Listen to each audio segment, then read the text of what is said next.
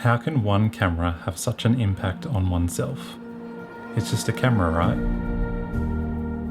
No other camera has given the same feeling, hasn't given the same experience. My mind drifts off into a daydream of what it would feel like if I owned this camera one day. Sometimes I open my camera bag just to see if it's in there, just to be left feeling disappointed and empty. Okay, enough with the dramatics, for this is the story of the greatest camera I never owned. One camera, one weekend, one roll of film. Many years ago, more than I care to admit, I was studying photography and we had this photo assignment that we needed to work on. So I chose landscape photography. Throughout the project, I heard about this camera called the Hasselblad X-Pan. It turned out I could hire it from a local camera store, so I booked it in for a weekend hire. So Friday afternoon rolled around and I went to pick up the X-Pan. There wasn't a whole lot of time left in the day to go out and take photos with this camera, so I just familiarised myself with it and got prepared for the weekend ahead. My dad and I planned out the weekend and what adventures we would have, where we would go, what we would photograph. So I packed the X-Pan into my camera bag alongside my Nikon film camera and a few rolls of Fujifilm Velvia 50. I knew I was going to photograph landscape, so why not shoot on a beautifully saturated film? On Saturday, we made the 2-hour drive down to the Gold Coast hinterland to a place called Natural Bridge. It's this amazing waterfall that falls through the roof of this cave into pools below. The waterfall is situated in a typical Australian rainforest with creeks flowing throughout. As we were walking down to the main waterfall, I stopped to photograph this scene where there was a lot of water flowing down the creek and throughout the rocks.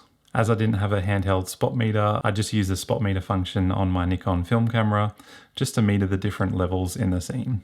I knew I wanted to use a slow shutter speed to get that wispy motion in the water, so I stopped down to f/22. The slow speed of the Velvia film and the f/22 aperture resulted in a slow enough shutter speed to get that wispy motion in the water.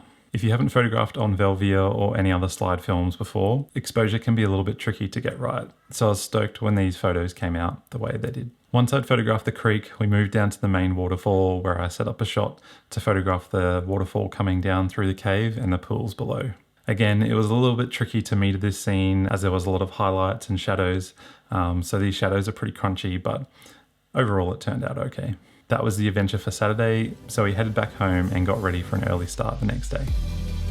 Sunday saw us wake up super early to get up to the beach in time for sunrise. It was an 1.5-hour drive up the motorway to get to this location, and on the way up we were wondering if we had got up early enough because we thought we might miss sunrise. When we got to the beach, the sun was just about to burst over the horizon. There was a few clouds on the horizon, so we had a couple minutes until the sun would show itself. So I ended up running across the beach, running across the rocks, quickly setting up my tripod and quickly metering the scene. There was a lot of highlights in the clouds and there was, these dark shadows in the rocks. So I was, a bit stressed trying to set up the shot, trying to get it in time. So it's not quite the peaceful start to an early morning sunrise, but I was really, really happy with how these photos turned out. The colours of this early morning sunrise were beautiful and I really wanted to capture the motion and the movement of the waves swirling around. I probably shot this at f/22 as well to really maximise the depth of field in this shot. Some of these photos were my most favourite from the weekend, even though we almost missed the most crucial part of sunrise. I just love the way the Velvia film stock renders these colours. For some of these horizontal shots, I wish I had kind of tilted down a little bit just to see more of the ocean and get rid of a little bit more of that empty space at the top of frame. After shooting a few frames, Dad and I just hung out and enjoyed the sunrise before heading home. But I still hadn't finished the roll. I still had a few frames left. So what should I photograph before I had to return the camera the next day? I decided to get up nice and early again and photograph the early morning light across the city. I woke up early again and headed towards the city. There's a great vantage point that overlooks the city and the Brisbane River called Kangaroo Point, and I managed to capture a few shots of the city in this early morning light.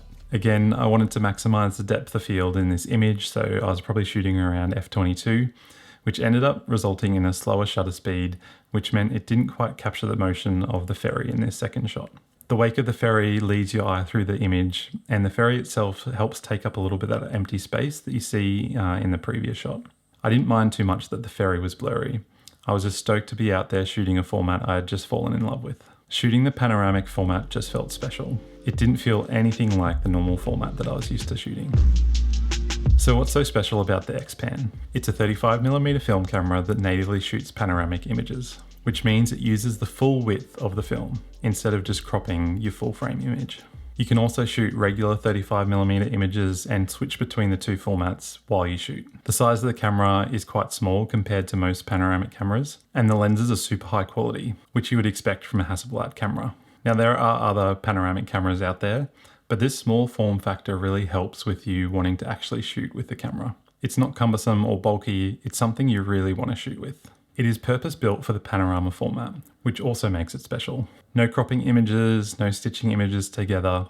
What you see through the viewfinder is the format that you're shooting. Sure, you can photograph panoramic images with any camera, even your iPhone. You can crop images to this aspect ratio, or you can stitch multiple images together, which I've done in the past, but there's something special about a camera that is purpose-built for this format. The way your photographic eye needs to change to see panoramic images is something different. You're not just seeing the world in this 3:2 aspect ratio, you're seeing the world in this wide format. You really get wrapped up in the scene, and then you can really immerse the viewer in the scene that you have captured. So why did I feel such a connection to this camera and to this panoramic format? Before I studied photography, I had seen these images from Australian landscape photographer Ken Duncan. He used this panoramic format to capture stunning images of Australia and the world. I was always left mesmerised by the beauty he captured, and also how engaging this format was. This was a big part of the inspiration to start the landscape photography project as part of my assessment. Hiring the X-Pan and going out to shoot landscapes, it kind of felt like, in a way, I was doing the thing that these photographers like Ken were doing. Now, none of these images are in any way up to the standards of photographers like Ken Duncan, but it lit something inside me. It lit a passion to capture the world around me, to see the beauty in the world, to see light. And this format really widened my perspective, to see things others may not see, or just simply not stop to take it in.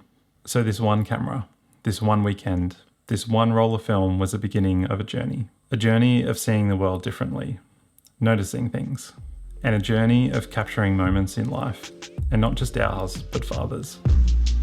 Even though it's been 20 years, would I purchase a Hasselblad X-Pan? Well, I wouldn't say never, but for a camera that's now worth $5,000 to $10,000 or more and has electronic components, which one day may just stop working and you won't be able to fix it, I don't know if I could commit to buying one.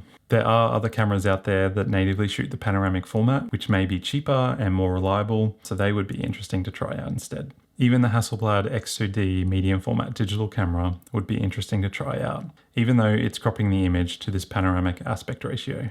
If I was going to spend that much money, I may as well get something as high quality as the X2D, so you can utilize such an amazing sensor and not just shoot the panoramic format. So this is the story of the greatest camera I never owned. If you got this far in the video, leave a film emoji down in the comments, or if you have any other questions or thoughts, leave them in the comments as well.